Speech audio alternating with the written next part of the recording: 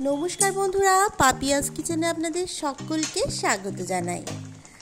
আজকে নিয়ে এসেছি ঝিঙের সম্পূর্ণ নিরামিষভাবে তৈরি একটা রান্নার রেসিপি, যেটা আপনারা রুটি, লুচি, পরোটা বা ভাতের সাথে খেতে পারেন। দারুণ লাগবে খেতে, আর বানানোও ভীষণ সহজ। চলুন তাহলে ঝটপট রেসিপিটি দেখে নেওয়া যাক। আমি প্রথমে ঝিঙেগুলো কেটে নেব। আমি 3টে মিডিয়াম সাইজের ঝিঙে নিয়েছি। একটা আমি কেটে নিয়েছি, আর একটা আমি আপনাদেরকে কেটে দেখাচ্ছি। প্রথমে ঝিঙের খোসাটা ছাড়িয়ে নিতে হবে, তারপর এরকম একটু তেরছা করে গোল গোল করে কেটে নিতে হবে, ঠিক যেরকম আমরা পটল কেটে থাকি সেরকম। দেখুন ঝিঙেগুলো আমাদের কাটা হয়ে গেছে, এগুলো আমি একবার ধুয়ে নেব। এরপর রান্নার জন্য আমি একটা মশলা তৈরি করব।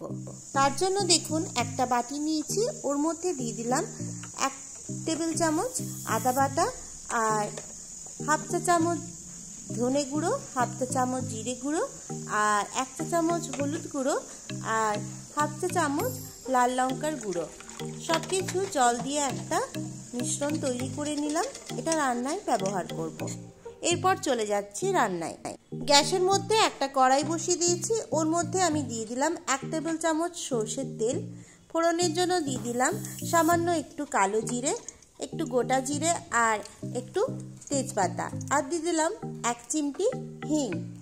এরপর আমি আগে থেকে কুচি কুচি করে কেটে রেখেছিলাম একটা টমেটো, সেই টমেটোটা দিয়ে দিলাম।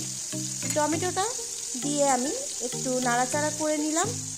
এরপর আমি ওর মধ্যে দিয়ে দিচ্ছি, দেখুন আমি আগে থেকে 3-4টে আলু সেদ্ধ করে খোসাটা ছাড়িয়ে টুকরো করে কেটে রেখেছি। আমি এই রান্নায় সেদ্ধ করা আলু ব্যবহার করছি। সেদ্ধ করা আলু দিলে কিন্তু রান্নাটা ঝটপট তৈরি হয়ে যাবে। আর যদি আপনারা কাঁচা আলু দেন তাহলে কিন্তু আলুটা অবশ্যই আগে তেলে একটু ভালো করে ভেজে তুলে নিতে হবে।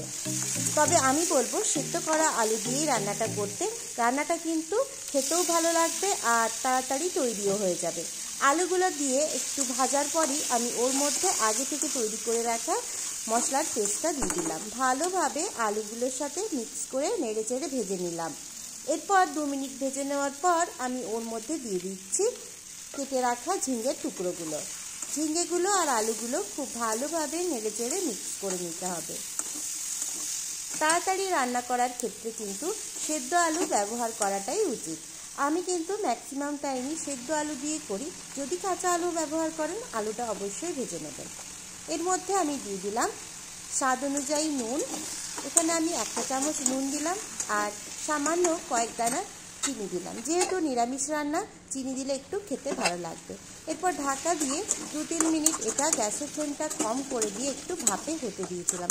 যেহেতু নুন দিয়েছি তার জন্য ঝিঙের ভেতর থেকে দেখুন একটু জল বেরিয়ে এসছে। তবুও আমাদের আরও একটু জল দেওয়ার প্রয়োজন আছে। তার জন্য আমি ওর মধ্যে আরও চায়ের কাপে মেপে 1 কাপের মতো জল দিলাম। এই রান্নাটা খুব বেশি ঝোল হবে না, একটু মাখো মাখো খেতে হবে। এরপর একটা কাঁচা লঙ্কা দিয়ে এটা ঢাকা দিয়ে আরও 2 মিনিট হতে দিয়েছিলাম, যাতে করে ঝিঙেগুলো খুব ভালোভাবে সেদ্ধ হয়ে যায়। দেখুন আমাদের রান্নাটা প্রায় হয়ে এসছে। এরপর আমি ওর মধ্যে ওপর থেকে একটু ঘি দিয়ে দেব, আর দিয়ে দিচ্ছি সামান্য একটু গুঁড়ো গরম মশলা। এখানে তৈরি হয়ে গেল আমাদের দারুণ স্বাদের এই গরমের সেরা ঝিঙের নিরামিষ তরকারি।